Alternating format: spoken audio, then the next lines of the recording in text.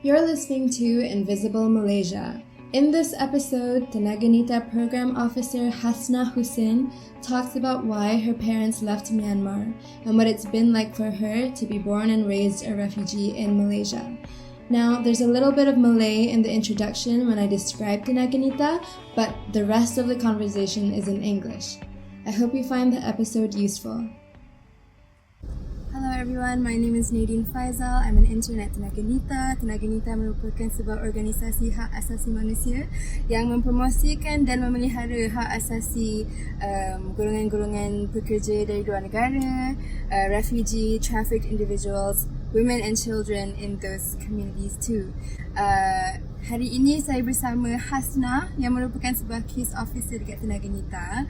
We are going to talk and have a conversation about people with refugee status in Malaysia.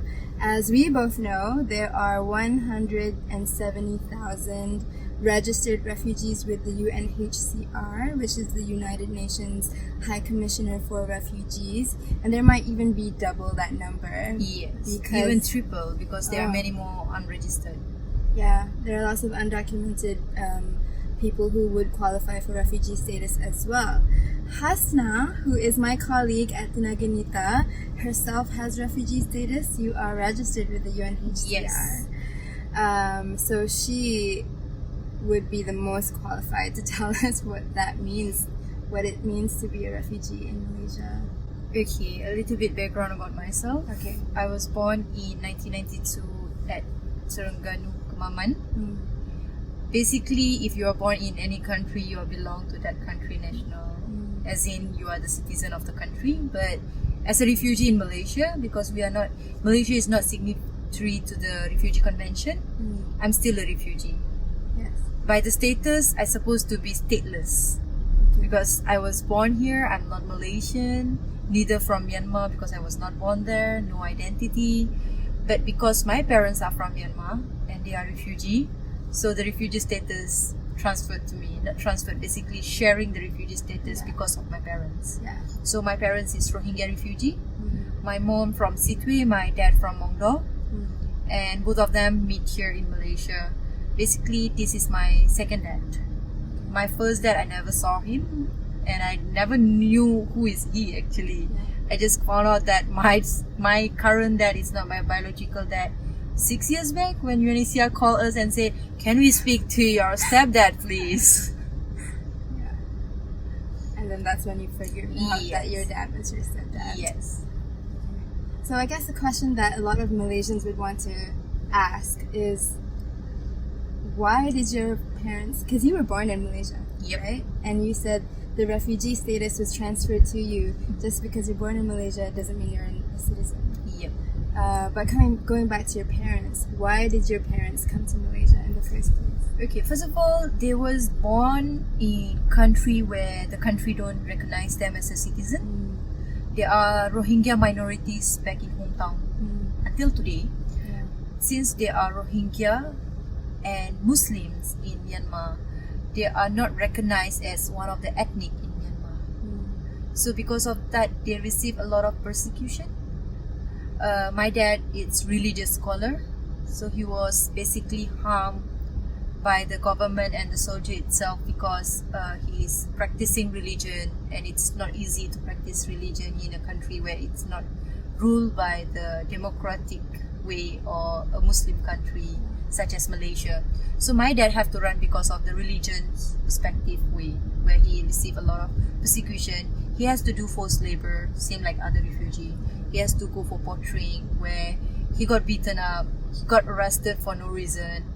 And then finally, when he could not take it anymore, he decided to just leave the country and then be safe in Malaysia. And when it come to my mom, she'll have to leave because she used to be entrepreneur when she was back in hometown.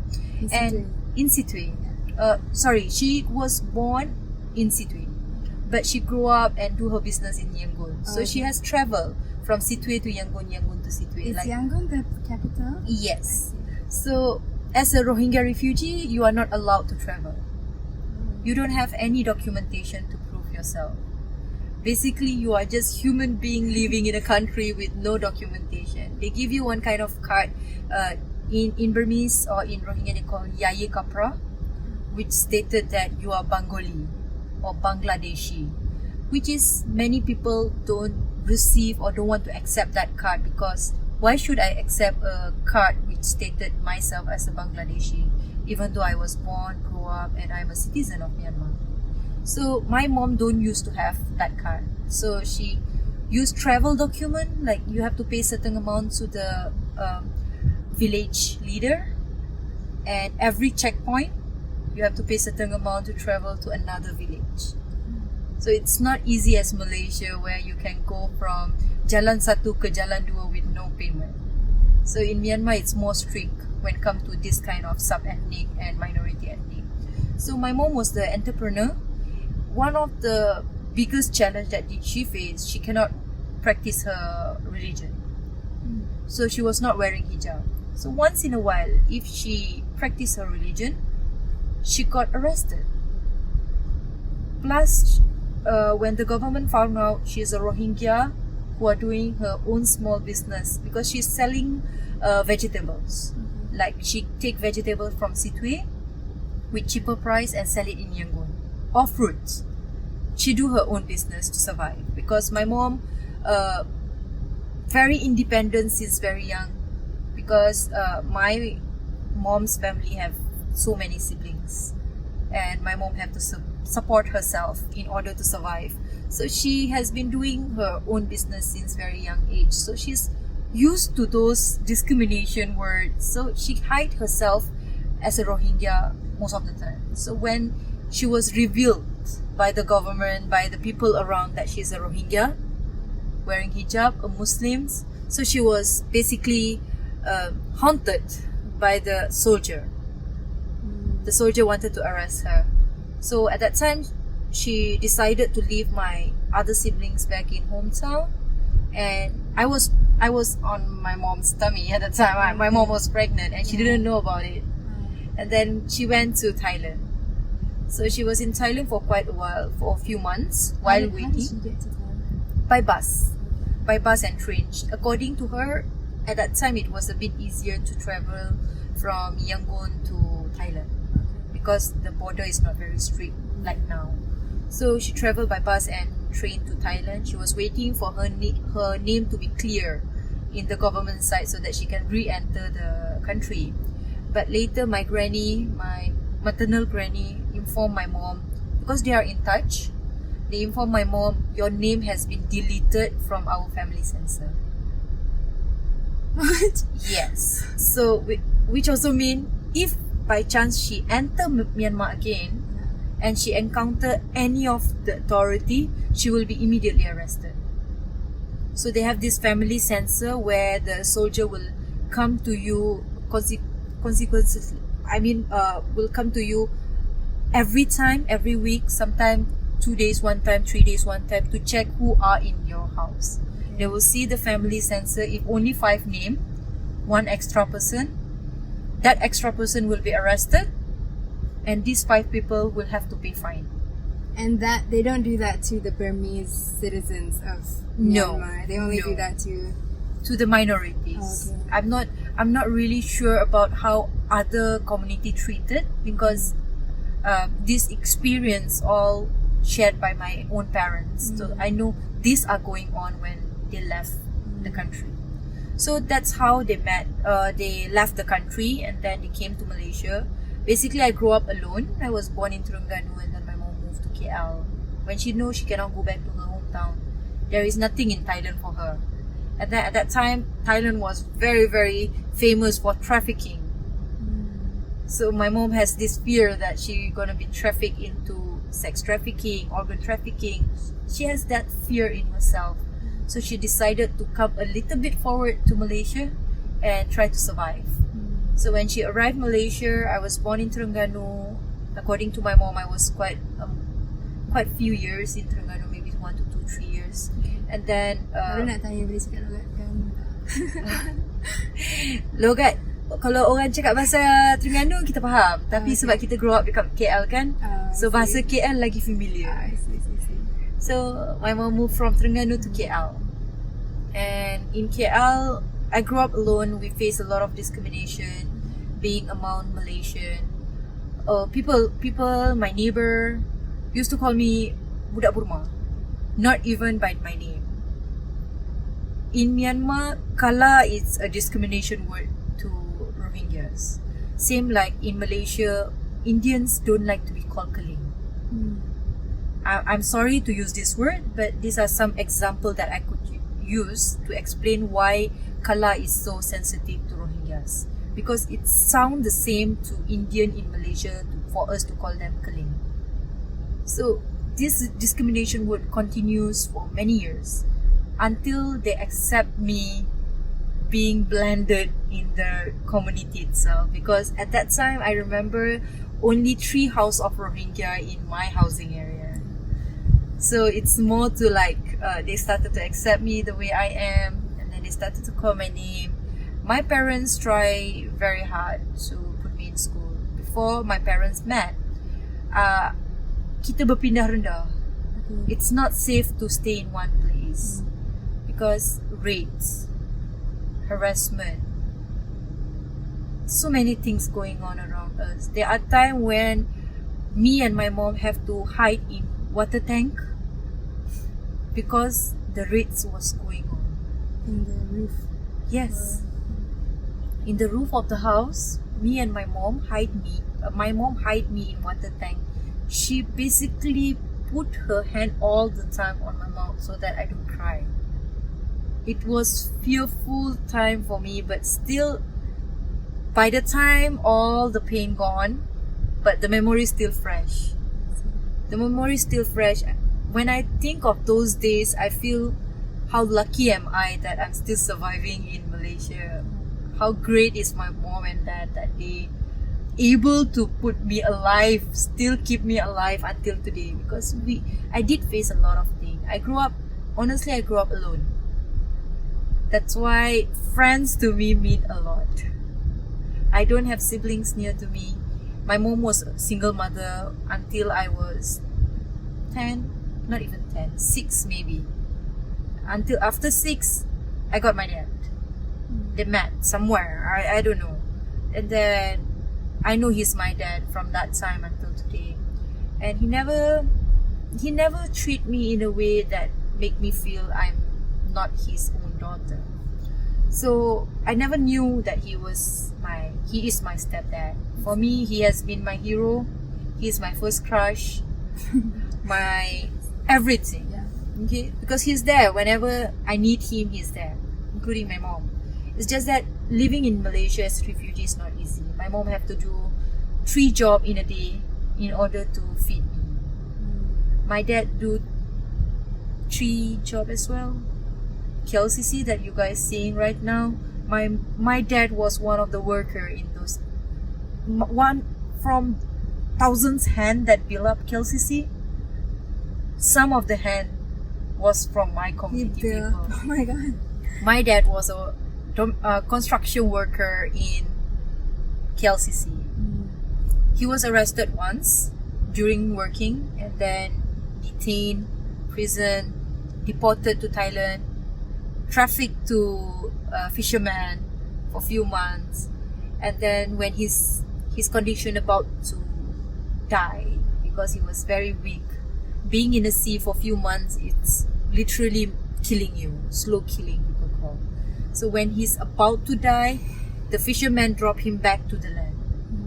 The people in the community in the land side, they try to arrange something and help him to re-enter Malaysia and reunite with us. Where was he fishing? It was in Thai border, Okay. Thai Sea. Okay. So he has experience of being trafficked. And then we was alone at that time when he was not there, nearly 1 year. We was in KL without him, and then we are trying not to get arrested. We don't want to get arrested, definitely. So after that, my parents get a house where the community accept us. The rates was decreasing slowly, and in 2003 we was given UNHCR card. Me, my mom, my dad, 3 of us got UNHCR card, registered refugee. So we have some kind of protection. Protection according to the international law, UNHCR card should be able to protect you from not being arrested. But in my case, it's not always correct because sometimes we got stopped. So far, Alhamdulillah, maybe it's because of my look, my way of talking, I was never arrested. But stop once in a while, whenever they feel like stopping me. And then I never pay bribe to any police officer. Yes, I asked them to go out with me for a tea time, but never being bribed them. And my parents, it's very dedicated on my education. So I was not studying until Darjah 5. But I was able to get into the school after Darjah 5. So it's Darjah 6. Saya sekolah dekat SMK Taman Muda. Kat mana tu? Taman Muda is in Ampang. I see. So I was studying there. I sit for my UPSR. The result was not very good. I have no E so far, but for me the result was not good enough because our expectation is much more higher. Even though I know belong to the refugee community, but my parents did as much as they can. My mom have to work 3 different houses as domestic worker in order for them to teach me some basic subjects such as Malay, English, maths. Forget about geography and history because they can't. So after UPSR, I was able to sit for my PMR, SPM, but all this credit go to my mom and my dad. Without their trying, honestly, many people have cheated them in many ways. Like, I can put your daughter in school, pay me this amount. I can put your daughter as my anak angkat. Since I'm a Malaysian, I can anak angkat your daughter and your daughter can go to school. They have cheated many times to my mom and dad. But finally, with some effort, a lot of effort, regardless of all the pain, all the suffering that they went through, they was able to put me in government school. And Alhamdulillah, I'm very proud to say that I'm from those few people who was very lucky to sit for SPM.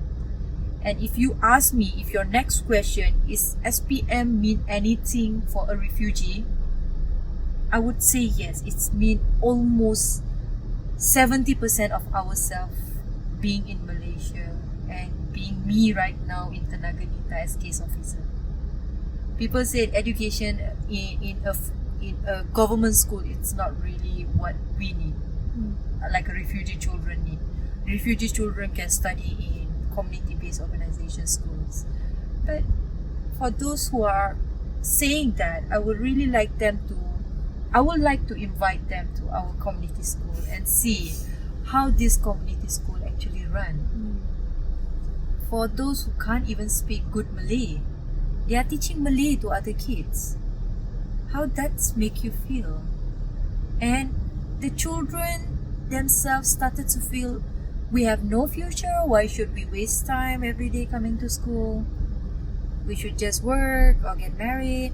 And then the problem came out where people assuming Rohingya refugees have the highest rank in minor marriages, which is not true at all. There are minor marriages happening in our Rohingya community, but due to various reasons. I wish I could change people's perspective on this issue because it is not true what people are saying in medias about Rohingya refugees or refugee community, because we have our strength. We are in Malaysia, yes. I myself a refugee, but I never beg for your sympathy. But see my resilience, see my strength should be good enough for me to keep surviving in this country, in this world, basically. Like, I'm very blessed that I was born in Malaysia. I don't see anyone getting raped in front of me. I'm not saying that happens in Burma. It's happened in Burma. I don't see anyone being killed in front of me. So I'm away from those kind of tragic events. But yet I'm expecting more from a country where I was born. Maybe in future I got resettled to any other third country. I really hope I do resettle, not because I want to run away from Malaysia, but I promise I will come back to Malaysia. I own a lot of things for Malaysia. If I got chance, definitely I would like to pay back to Malaysia whatever they have given to me, my family and my community. A protection, a shelter where my parents, yes, for some source we are being discriminated, but in other hand we have some privilege of living in this world, living in this country, and practicing our own religion, the way of our living. You can see sometimes people saying words like, you should appreciate that we give you a shelter to stay in Malaysia. A shelter means a safe place living in Malaysia. At least you don't get killed. I would like to tell those people, yes, we really appreciate. I don't want to answer on behalf of other people, but I really appreciate. Malaysia, it's my hometown. I'm born here. So no matter what, I still consider myself as a part of anak Malaysia. I think that feeds into a question that a lot of people seem to have. What has, or in your experience, what has the government done to help your community? What kind of government service is accessible to you? This is a little bit tricky question for me because I was born here. Yeah. The way of my living, the way of my talking, my lifestyle is different from those who are coming from Myanmar. I'm not saying I'm special, but maybe because of my certain look, which people say I look like a little bit of Malaysian, I don't get questioned so much in getting services, such as being in hospital. When I was delivering my baby, honestly, I did not face any discrimination. I delivered my baby in half government hospital, HUKM. So it's half private, half government. We pay quite high amount of fee compared to Malaysian, but I was not discriminated. I did not face those experience which I was told by my other community members. Because please don't get me wrong when I say you are in delivery pain, suddenly you go to hospital, definitely you are screaming because of the pain. What would you feel when the nurse said, waktu main tak kisah, tapi nak lahir anak kau bising? What would you feel? Yes, they don't understand your language. The meaning of the language, because since you are here, it's like when you have a sex, you was enjoying it. But why are you screaming while delivering a baby? So that's kind of command being thrown to some of the refugee communities. Some of them even face physical abuse by the nurses in hospital. Like when they ask you to lie down. When they don't understand your language, what should they do? So they basically push her to the place, like, lie down.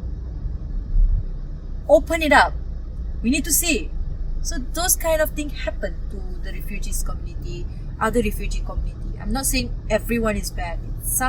Because of some people, other people got bad names. So this is that kind of thing. But for me, basically, I was able to access government education.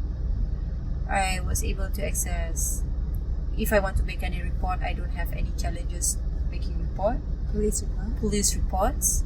I have access to medical, even though I have to still pay high. I'm paying the same amount as other refugees because I'm a UNHCR card holder. So I'm paying the same amount, but the treatment that I get is actually different from the actual refugee community who come from Myanmar, who don't understand Malay language. I was a very good athlete in my school anyway. So I was very, very good athlete. I was given opportunity to continue my study, like given scholarship because of my academic and my curriculum. But in the end of the day, the scholarship was not granted because my parents are not Malaysian. So maybe how that make me feel? Okay, that's a tough question. That's make me feel in one word, I wish I died. Because for my family, education is very important. Maybe some people or some community don't think education will bring you anywhere, or the government education will bring you anywhere. But for me, it's really heartbreaking, because all this while I have been doing a lot to contribute it to my school, to my state. I was representing Selangor for a few different sports, like netball, high jump, 100-meter runs. I was representing Selangor literally. But in the end of the day, you are not granting the scholarship for me just because my parents are not Malaysian. It's make me feel so bad. And then there are times in my life where I was mean to my parents, saying, if you know you are adding one more refugee in the world, why did you give birth? It's really heartbreaking. I should not ask that question. Until today, whenever I remember those words that I asked my mom, I beg for her forgiveness, because it's not her fault. Neither mine. Not even Malaysian. It's just that maybe Allah Ta'ala have decided much better thing. That's why I'm here. But experience teach me more than the fundamental organization or school. Yes, I think, that shows. I think in you. Alright, I don't want to take too much of your time. So maybe one last question. Why are you and your parents still here? How come you haven't left Malaysia yet? Or is it even yet? In 2006, 2007, my parents, 6, 7, I don't really remember the year. My parents was called for resettlement. From that time onward, we are waiting for our resettlement. But at that time, we tried to delay a little bit because I wanted to sit for my exam, my SPN exam. After the exam, we was waited quite a long time. In 2014, UNHCR called us. But by that time, our family composition have some change, because I get married. I get married to my husband. And then they started the procedure again. It took so many years. In early this year, 2019, January, they called us and saying, okay, your parents' file has been approved. Is your parents willing to go without you? My dad has heart condition, so he need bypass surgery as soon as possible. So we said, up to my parents. Can you just ask my parents? In my heart, definitely, I don't want my parents to live without me, because they has been living with me. So they are like, okay, we asked your parents, but your parents said they want to wait for you. I say it's their decision. But if you guys deciding to send them first, my only request is I'm giving my child custody to my parents, and I want my child to resettle with my parents, which is again told by UNHCR that that's not possible, because my child still have parents, alive parents. So a stupid question that I asked, so if me and my husband died, can she still resettle with my parents? Because in my mindset, it's like, at least if I'm not going, it still take longer time for me to resettle to another country, which will be USA, because my sister is there, resettled by UNHCR. So at least my daughter go there. I don't want my daughter to face any single thing that I face in my life. Honestly, I'm telling, in social media or whatever, whoever watching that, I did face sexual harassment when I was in school, just because I'm a Burmese, not even Burmese, I'm Myanmarese, a Rohingya. Rohingya word was not famous at that time. People call you Burma, like Budak Burma, that kind of thing. I don't want her to face that. I don't want her to face any of my experience, any of my bad experience. I want her to grow up thinking that she's belong to a country and get full access of education. She's now 2 years and 8 months old, but from now time onward, I keep telling her, no matter I resettle or not, if you resettle, make sure you fulfill my dream to complete education in whatever field that you like. She's 2 and 8, but she's quite smart. She's quite bully in my family. Your daughter is very smart. She is. She dared to tell you apple and cherry story I will never forget. Where she tell me what is the difference between apple and cherry, because apple make you found out the existence of the cavity, where the cherry is just used to decorate a cake. She does tell that to me. But yeah, I want a good future for my daughter.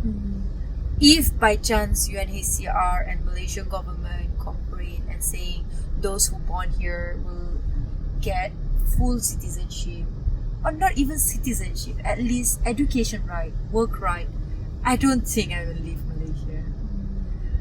I don't think I will leave Malaysia. My daughter have a lot of things to contribute to this country. I can contribute a lot of things to this country.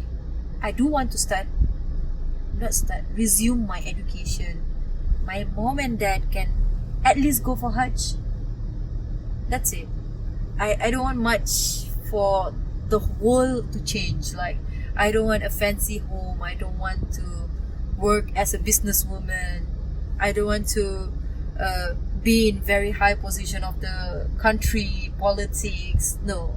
I have very small ambitions. Like, I really want to complete my study, at least degree level. I want my daughter to have good education, my dad to go for his bypass surgery, and my mom and dad to perform their Hajj. That's it. If I can get all those here by living in Malaysia, I promise I won't resettle. Alright, I think that, thank you so much. That will be all for today. We can always sambung Definitely. sembang tomorrow. I think there was a lot that we can talk about. There is so much more we can talk about. We only really scratched the surface. But that'll be all for today. Thank you so much, Hasnah. Thank you. Alright. You've been listening to Invisible Malaysia, a podcast about refugees produced by Tenaganita. Efforts like this rely on support from people like you. Help ensure continued support for marginalized communities by donating to Tenaganita through PayPal at www.tenaganita.net, or find our bank information on our Facebook page. This podcast could not have been produced without the help of Tenaganita interns and others, particularly Hasnah Hussin and Sandra Lam. I'm Nadine Faisal. Thank you so much for listening.